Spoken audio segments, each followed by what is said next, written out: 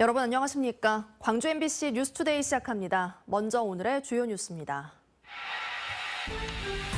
체로키 파일 작성자 등 5.18 증언을 해줄 수 있는 인물들이 있지만 진상조사위원회는 이들에 대한 적극적인 조사를 하지 않았습니다.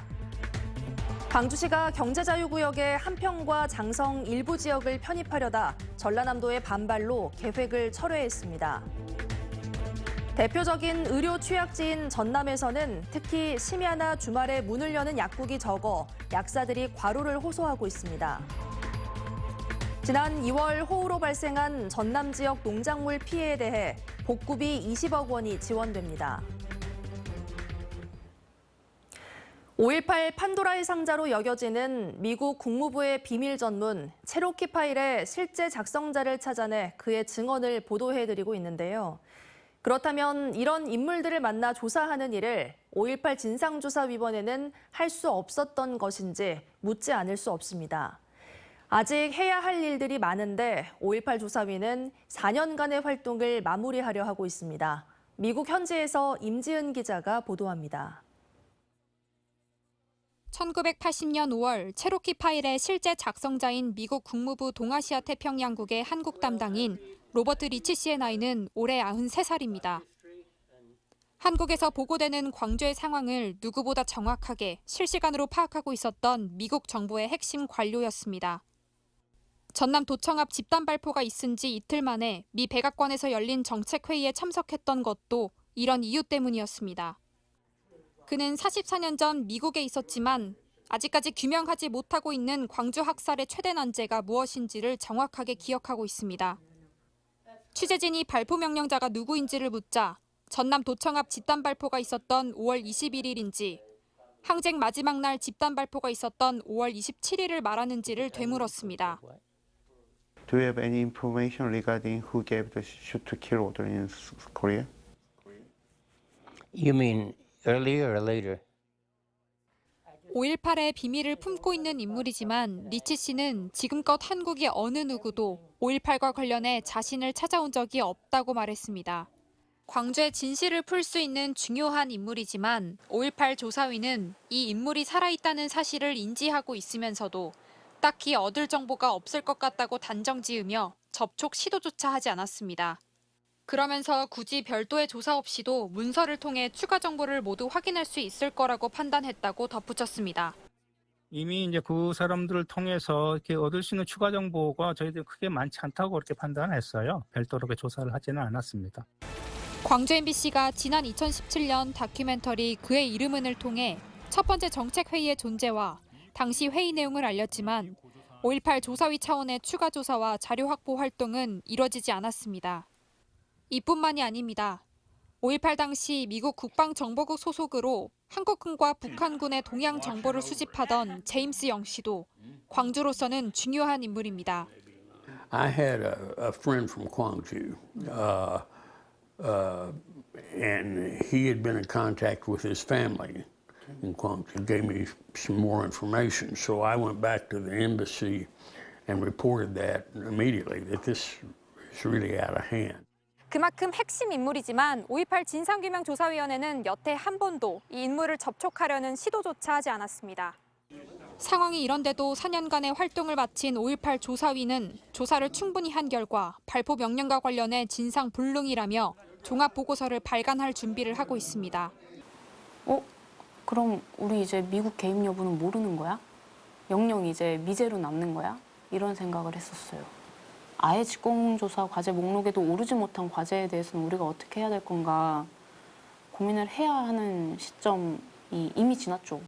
미국 내셔널 아카이브에서는 국가의 역사적으로 중요한 기록물들을 꾸준히 정리하고 보관해오고 있습니다. 여전히 공개되지 않는 광주 5.18에 대한 미국 기록물들도 무궁무진합니다. 우리가 진상규명을 멈춰서는 안 되는 이유입니다. 지금까지 미국 워싱턴에서 MBC 뉴스 임지은입니다. 신군부에 의한 12.12 군사반란 사태와 5.18 민주화운동 당시 주한미군 사령관이었던 존 위컴 주니어 전 미국 육군참모총장이 향년 95세 나이로 별세한 것으로 알려졌습니다. 미국 현지 시간 18일 부고 전문 사이트 레거시닷컴은 위컴 전 총장이 지난 11일 애리조나주 오로밸리에서 사망했다고 전했습니다.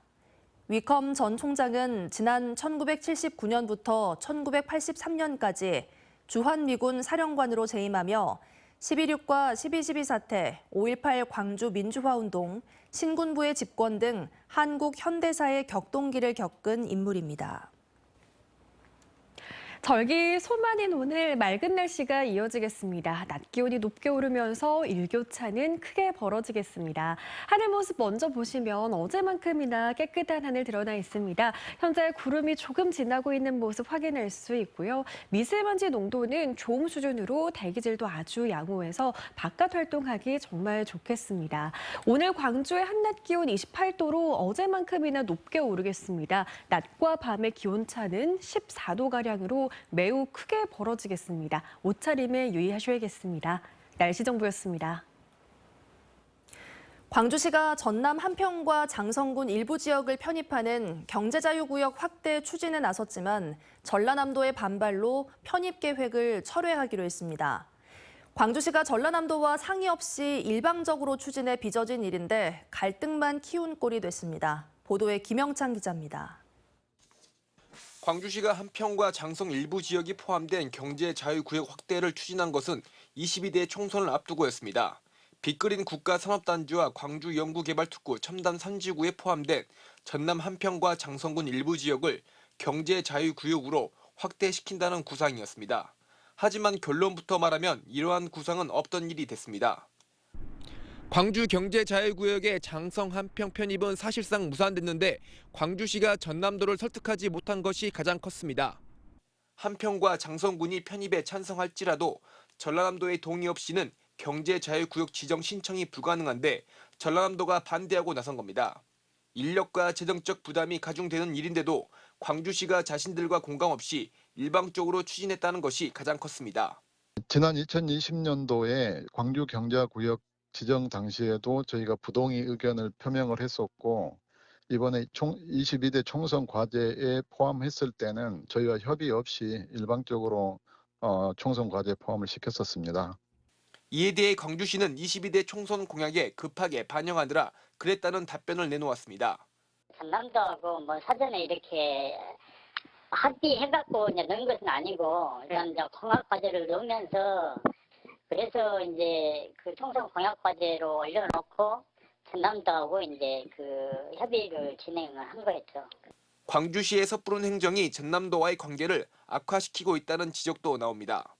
만약에 이런 부분들이 반복이 되다 보면 광주와 전남이 정말 필요에 의해서 광역 경제권을 좀 행사해야 되겠다. 큰 틀에서 뭔가 좀 사업 추진을 해야 되겠다 할 때 이게 제대로 논의가 이루어질 수 있겠냐고 하는 거죠. 광주시와 전남도가 주요 현안마다 갈등이 생기면서 지역민들의 피로감도 높아지고 있습니다. MBC 뉴스 김영창입니다. 전남은 대표적인 의료 취약지로 병원이 없는 곳도 많다 보니 심야나 주말에는 공공심야약국이 유일한 의료기관인 곳들도 많습니다. 공공심야약국을 늘리려 하고 있지만 약사 수급이 제대로 되지 않아 약사 한 명이 과로에 시달리는 등 운영에 어려움을 호소하고 있습니다. 서희령 기자가 취재했습니다. 파란 지붕의 집들이 옹기종기 모여 사는 신안군의 한 어촌마을. 동네 병원이 문을 닫은 주말 오후에도 환자들의 발길이 이어지는 약국이 있습니다. 이건 물렸을 때 쓰는 30년 경력의 약사 이영훈 씨가 운영하는 신안의 단 하나뿐인 공공심야 약국입니다. 주말은 물론 평일에도 자정까지 문을 열다 보니 약국을 홀로 운영하는 이 씨의 하루 근무 시간은 15시간이 넘습니다. 대체 인력이 없다 보니 365일 내내 휴일도 없습니다. 서울 같은 대도시는 내가 아프면 다른 약사를 얼른 수급할 수가 있습니다. 그런데 이제 시골 같은 데는 그렇게 하기가 어렵습니다. 홀로 밤늦게까지 운영하다 보니 안전에 대한 우려도 큽니다. 대부분 약국은 이렇게 모든 공간에 누구나 출입할 수 있게 돼 있어 야간엔 금품 갈취 등 치안 위험에 노출될 수밖에 없다고 말합니다. 섬마을에서는 택시마저 운행을 멈추는 저녁 9시면 사람들의 발길이 뚝 끊기지만 혹시 찾아올 환자들을 위해 문을 열고 있는 상황. 하루 2시간 지원되는 시간당 4에서 5만 원의 지자체 보조금보다는 사실상 지역에 대한 봉사로서 약국을 지키고 있습니다. 공공심야약국에 대한 홍보도 부족하다 보니 정작 필요한 주민들도 약국을 찾아오지 못하는 것도 문제입니다. 지역 특성상 노령층이 다량 거주하고 계시기 때문에 시간적인 문제가 좀 제일 큽니다. 상황이 이렇다 보니 전남 17개 군 가운데 공공심야약국이 운영 중인 지역은 4곳뿐 자원하는 약국이 없습니다. 전라남도의 일시군 1개소 공공심야약국 확대 정책에 앞서 약사회가 도내 공공심야약국을 돌며 보안사항 점검에 나선 이유입니다. 농어촌 지역, 지금 우리 공공심야약국의 사각지대에 있는 부분이 어떤 것인지 이런 부분을 확인을 해서 앞으로 이렇게 보완을 하려고 합니다. 지난해 공공심야약국 법안이 국회를 통과하며 국가가 운영 비용을 지원할 수 있는 법적 근거는 마련된 상태. 하지만 주요 내용을 담은 시행령 발표가 의대 정원 확대 이슈 등에 밀려 지지부진한 상황이어서 공공심야약국의 확대는 여전히 약사들의 자발적 참여에 의존하고 있습니다. MBC 뉴스 서희령입니다. 어제 오후 3시 반쯤 나주시 노안면 광주 무안고속도로 노안터널 편도 2차로 도로에서 승용차 등 차량 3대와 5대가 각각 연속 추돌 했습니다. 이 사고로 병원으로 옮겨진 사람은 없지만 사고가 난 한 개 차로의 일부 구간이 1시간 동안 통제됐습니다. 고속도로 순찰대는 밀리는 구간에서 단순 실수로 사고가 난 것으로 보고 정확한 사고 원인을 조사하고 있습니다.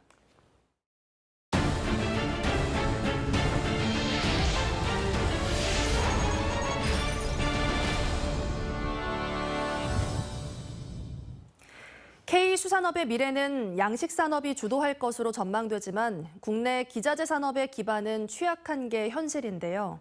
해남군이 국비사업으로 수산양식 기자재 클러스터를 솔라시도 기업도시에 건립할 예정입니다. 기업 유치와 운영 방안이 관건이 될 것으로 보입니다. 신광하 기자의 보도입니다. 지난 2000년 이후 전 세계 수산업은 잡는 어업에서 기르는 어업으로 전환하고 있습니다. 세계적으로 양식 산업은 크게 성장했지만 한국의 수산 기자재 산업은 양식 산업에서 해조류를 제외하고는 정체 상태입니다.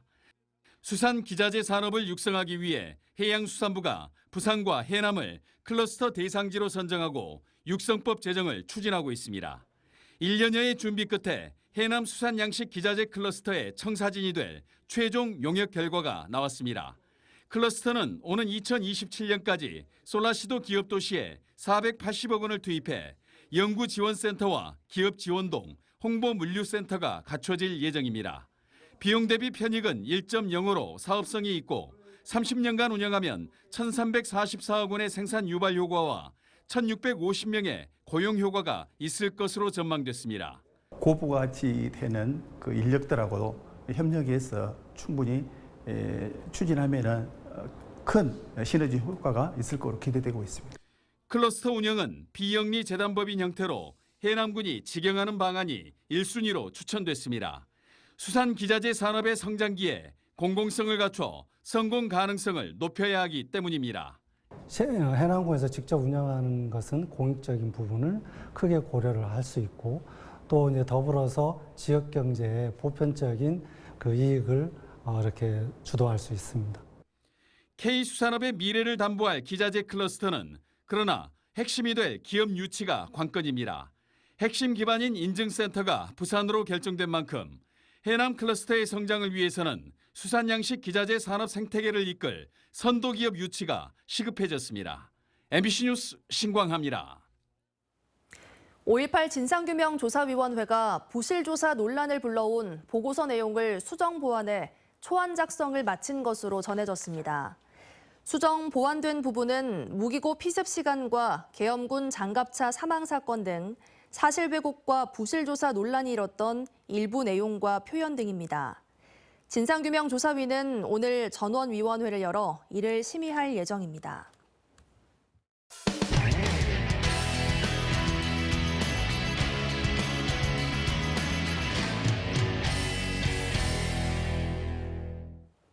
신세계그룹이 2030년까지 광주의 그랜드 스타필드를 완공하는 것을 목표로 사업을 추진하고 있습니다. 그런데 창원에선 신세계그룹의 재무 리스크로 스타필드 창원의 완공일이 여러 차례 지연돼 걱정의 목소리가 나오고 있는데요. 신세계 측은 스타필드 창원 개발 의지도 확고하고 차질도 없다는 입장입니다. MBC 경남 부정석 기자가 보도합니다. 기반 공사가 한창인 스타필드 창원. 당초 올해 말 완공 예정이었지만 시공사 선정 등 이유로 공사가 지연되면서 완공은 2027년 하반기로 늦춰졌습니다. 이런 가운데 재무 리스크도 커지고 있습니다. 이마트는 지난해 사상 처음으로 적자를 기록했고 SSG닷컴은 상장 지연으로 1조 원을 받은 사모펀드로부터 자금 회수 압박까지 이어지고 있습니다. 건설사인 신세계건설도 부동산 경기 침체로 어려운 상황. 이처럼 신세계그룹의 재무 리스크로 개발에 차질이 빚어지는 것 아니냐는 우려가 나오고 있습니다. 여기에 인건비와 공사비 상승으로 5천억 규모의 사업비가 7천억으로 늘어났습니다. 또 합작투자회사 방식으로 설립 운영되는데 아직 공동투자자를 찾지 못했습니다. 투자회사 유치하고 이런 게 조금 힘들어지다 보니까 계획도는 좀 안 된 것 같고 사업비도 좀 줄이고 조금 계획 변경을 하는가 봐요. 하지만 신세계 측은 스타필드 창원 개발에 대한 의지가 확고하고 차질도 없다는 입장입니다. 이미 스타필드 하남과 수원 지점 등 공동투자를 통해 개발하고 있고 자금 확보에도 어려움이 없다고 강조했습니다. 또 늘어난 사업비의 경우 설계 변경을 통해 투자비를 절감할 수 있다고 답변했습니다. 현재 투자자 모색하고 있고 또 사업비 절감 위한 설계 변경도 동시에 준비하고 있습니다. 오픈 목표한 대로 차질 없이 일을 진행하려고 하고 있고요. 한편 창원시는 신세계 측의 설계 변경이 끝나면 인허가를 최대한 서둘러 마무리한다는 방침입니다. MBC 뉴스 부정석입니다. 지난 2019년 N번방 사건 이후 불법 촬영물 유포는 물론 이를 보거나 갖고만 있어도 처벌을 받도록 법이 강화됐습니다. 하지만 처벌 수위는 이에 따라가지 못하고 있어 대책 마련이 필요해 보입니다. 대구문화방송 변예주 기자입니다. 최근 구미의 한 중학교 여학생들이 교실과 등하굣길 등에서 불법 촬영을 당했습니다. 구미의 또 다른 고등학교에서는 남학생이 여교사를 불법 촬영하다 적발됐습니다. 이럴 경우 어떤 법이 적용될까? 현행법에 따르면 동의 없이 타인의 특정 신체를 촬영해 수치심을 느끼게 했다면 7년 이하의 징역 또는 5천만 원 이하의 벌금형을 받습니다. 피해자가 미성년자일 경우에는 가해자는 더 강하게 처벌받습니다. 아동 청소년 성착취물로 판단되면 아동 청소년의 성보호에 관한 법률, 일명 아청법이 적용됩니다. 이럴 경우 무기징역이나 5년 이상의 징역에 처합니다. 최근 대법원은 미성년자가 여자 화장실을 이용하는 모습을 몰래 촬영한 행위를 성적 학대로 보고 미성년자 성착취 혐의로 처벌해야 한다는 판단을 내렸습니다. 일상생활하다 찍힌 불법 촬영물도 성착취물로 볼 수 있다는 겁니다. 불법 촬영물을 텔레그램과 같은 SNS에 올렸다면 7년 이하의 징역이나 5천만 원 이하의 벌금형을 받을 수 있습니다. N번방 방지법 시행 이전에는 5년 이하의 징역이나 3천만 원 이하의 벌금형에 처해졌는데 이보다 처벌이 강화된 겁니다. 아동 청소년이 찍힌 불법 촬영물을 유포하면 3년 이상의 징역형을 받습니다. 지난 2019년 우리 사회를 충격으로 몰아넣었던 N번방 사건 이후 법률이 보완됐습니다. 불법 촬영물을 보거나 가지고만 있어도 처벌 대상입니다. 아청법에 적용된다면 그건 1년 이상의 징역형에 처하게 되고요. 일반 성인의 경우에는 그런 불법적으로 촬영된 것을 내가 보거나 소지하거나 그렇게 하게 되면 3년 이하의 징역, 3천만 원 이하의 벌금형에 처하게 됩니다. 하지만 실제로 처벌되는 수위는 낮습니다. 여성단체는 관련 법을 더 강화하고 여성을 성적 대상화하는 문화를 바꾸기 위한 노력이 필요하다고 지적합니다. 인격을 가진 사람으로 보지 않고 몸만 성적 대상화하여 소비하는 문화가 팽배하고 있는데요. 이런 여성의 몸을 성적 대상으로 소비하는 문화를 바꾸어야 된다고 봅니다. 디지털 성범죄자 지원센터에 따르면 지난해 온라인상에서 삭제한 불법 촬영물 건수는 24만여 건. 법을 강화해도 불법 촬영과 유포 등이 근절되지 않으면서 실제 처벌 수위도 더 높여야 한다는 목소리가 나오고 있습니다. MBC 뉴스 변예주입니다. 요즘 날이 좋아서 나들이나 캠핑 가는 분들 많으시죠? 아직 본격적인 피서철이 시작되기도 전인데 행락지를 중심으로 음식을 해먹고 쓰레기를 버리고 가는 행위가 기승을 부리고 있습니다. 울산문화방송 최지호 기자가 현장을 다녀왔습니다. 해가 지고 어둠이 내려앉은 울산 몽돌해변. 야영객들이 불을 피워 고기를 구워 먹으며 즐거운 한때를 보내고 있습니다. 해변 곳곳에는 취사행위 등 해양 오염 행위를 금지한다는 현수막이 붙어 있지만 고기를 굽는 데 쓴 불판과 용기가 버려져 있고 라면 봉지나 음료수 캔, 텐트 바닥재 같은 갖가지 쓰레기가 나뒹굴고 있습니다.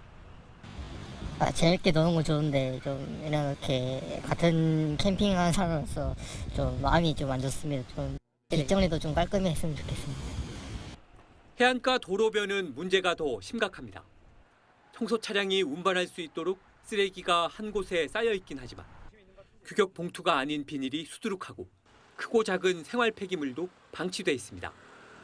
종량제 봉투라고 해도 플라스틱이나 스티로폼, 알루미늄 캔, 유리병 같은 분리수거 용품이 뒤섞여 있습니다.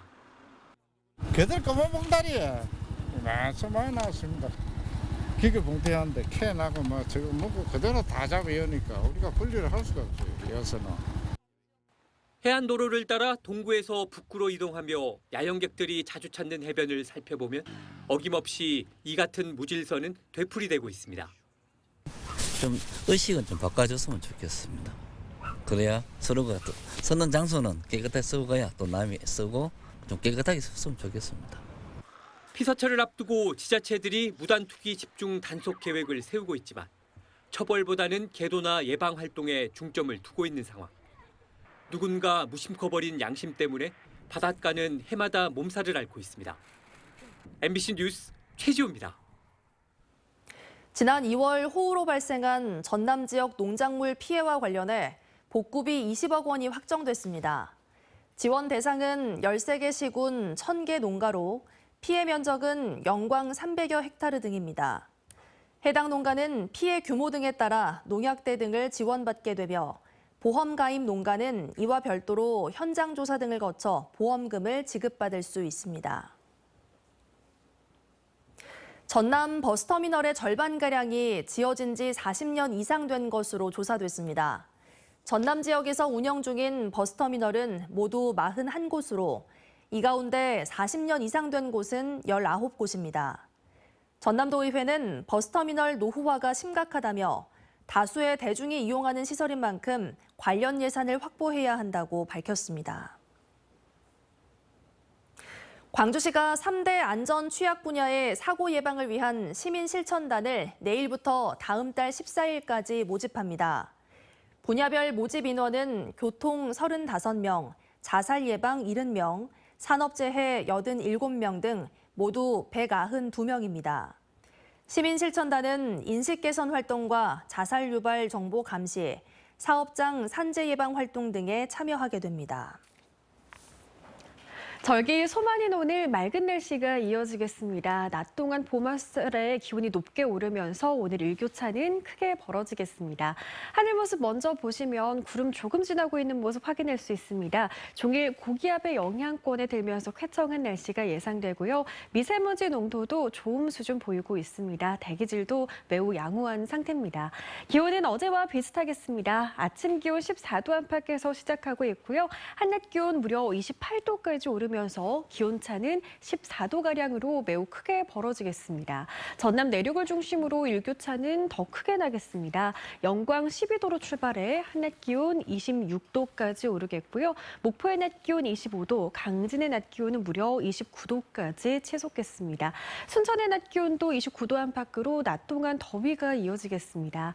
바다의 물결은 잔잔하게 일겠습니다. 전해상에서 최고 1m로 예상됩니다. 당분간 뚜렷한 비 소식 없는 가운데 맑은 날씨가 지속되겠고요. 낮 최고 기온도 28도에서 29도 분포로 낮 더위는 계속되겠습니다. 날씨 정보였습니다. 이상으로 뉴스 마칩니다. 함께해 주신 여러분 고맙습니다. 언제 어디서나 내 손 안의 뉴스. 광주 MBC 뉴스 유튜브 구독으로 함께하세요.